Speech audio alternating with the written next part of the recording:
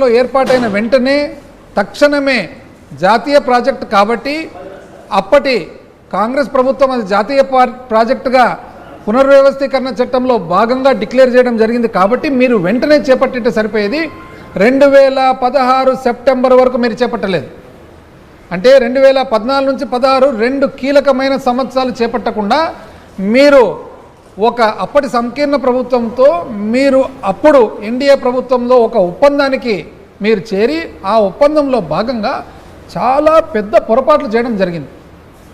ఏమా పొరపాట్లు అంటే మీరు చేసిండేది 2010-11కు సంబంధించిన క్వాంటిటీస్ ఏదైతే ఎంత మట్టి, ఎంత ఇసుక, ఎంత రాయి, ఎంత కాంక్రీటు, ఎంత స్టీల్ అనేది 2010-11కు సంబంధించిన క్వాంటిటీస్కి ఒప్పుకుంటూ 2013-14కు సంబంధించిన రేట్లకు ఒప్పుకుంటూ 2013-14లో వచ్చిన ఏదైతే కొత్త భూసేకరణ చట్టం ఉందో ఆ చట్టాన్ని మీరు పట్టించుకోకుండా, మీరు అకౌంట్లోకి తీసుకోకుండా, మీరు పునరావాసానికి ఎంతమందిని పంపించాలనేది మీరు చూసుకోకుండా, ఎన్ని ఎకరాలు అనేది మీరు క్వాంటిటీ తీసుకోకుండా మీరు కేవలము ఇరిగేషన్ కాంపోనెంట్ మాత్రమే అంటే 8 సెప్టెంబర్ 2016 ఏదైతే మీరు స్పెషల్ ప్యాకేజ్ అనేది మీరు ఒప్పితం చేసుకున్నారో అప్పటి కేంద్ర ప్రభుత్వంతో మీరు కేవలము ఓన్లీ ఇరిగేషన్ కాంపోనెంట్ మాత్రమే అంటే వ్యవసాయానికి సంబంధించినది మాత్రమే, త్రాగునీరు కానీ ఇంకోటి కానీ లెక్క తీసుకోకుండా చేసినందుకు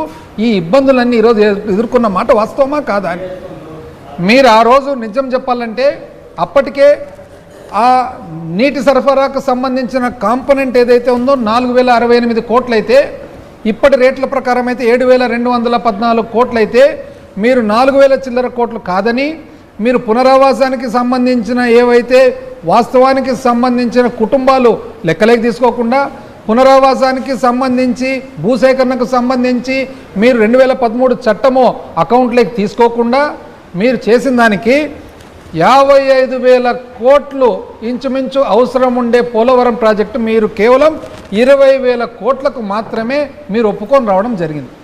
ఎంత అన్యాయం అండి. మీరు కేవలము 26,158 కోట్లకు అందులో 4,000 చిల్లర కోట్లు పోతే 20,000 చిల్లర కోట్లకు మాత్రం మీరు ఒప్పుకున్నారు. ఇవన్నీ కూడా మీరు చాలా మేధస్సుతో అంటే ఎంతో ఆలోచన, ఎంతో అనుభవం అని చెప్పి చెప్పుకునేది మీరు ఏ విధంగా ఒప్పుకున్నారు అని చెప్పి. ఆ తర్వాత వైఎస్ఆర్ కాంగ్రెస్ పార్టీ ఏర్పాటైన తర్వాత ఏమేం సాధించినామనేది ఒక్కసారి మీకు చెప్తాను. వైఎస్ఆర్ కాంగ్రెస్ పార్టీ వాస్తవానికి పోలవరం ప్రాజెక్టు 2005-2006 ధరల ప్రకారము 10,151 కోట్లయితే మరి 2010-11 ధరల ప్రకారము 16,010 కోట్లకు చేరితే ఆ తర్వాత 2014 పునర్వ్యవస్థీకరణ చట్టం ప్రకారంగా మరి పోలవరం ప్రాజెక్టు జాతీయ ప్రాజెక్టుగా పరిగణించి ఆ తర్వాత పోలవరం ప్రాజెక్ట్ అథారిటీ అనేది చేయడం జరిగింది.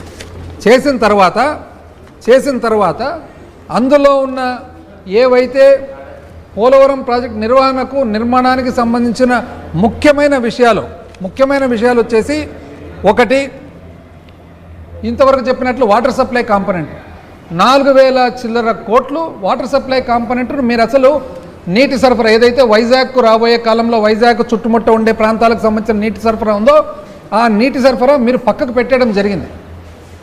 ఎప్పుడు కూడా మీరు కేంద్ర ప్రభుత్వానికి ఏ విధంగా ఇది మీరు పక్కకు పెట్టానని చెప్పలేదు. మా ప్రభుత్వం వచ్చిన తర్వాత 2019 నుంచి మొట్టమొదటిసారిగా అది టేకప్ చేయడం జరిగింది. ఆ తర్వాత ఏదైతే పోలవరం ప్రాజెక్టు నిర్మాణానికి సంబంధించిన రీయింబర్స్మెంట్ అంటే ఖర్చు మనం పెట్టిన తర్వాత కేంద్ర ప్రభుత్వం మనకు తిరిగి డబ్బులు ఇవ్వాల్సి ఉంది. ఆ రీయింబర్స్మెంట్ అనేది ఇంతకుముందు సంకీర్ణ ప్రభుత్వంలో తెలుగుదేశం పార్టీ ఉన్నప్పుడు ఇక్కడ నుంచి పోలవరం ప్రాజెక్ట్ అథారిటీకి పోతే పోలవరం ప్రాజెక్ట్ అథారిటీ సర్టిఫై చేసిన తర్వాత బిల్లులు జలశక్తికి పంపిస్తే జలశక్తి నుంచి ఫైనాన్స్కు పోతే ఫైనాన్స్ నుంచి ఆర్బీఐకి నాబార్డుకు పోతే అక్కడి నుంచి మళ్ళీ తిరిగి వస్తే అక్కడి నుంచి వచ్చేటప్పటికి ఎన్నో నెలలు పట్టేది. అటువంటిది మా ప్రభుత్వం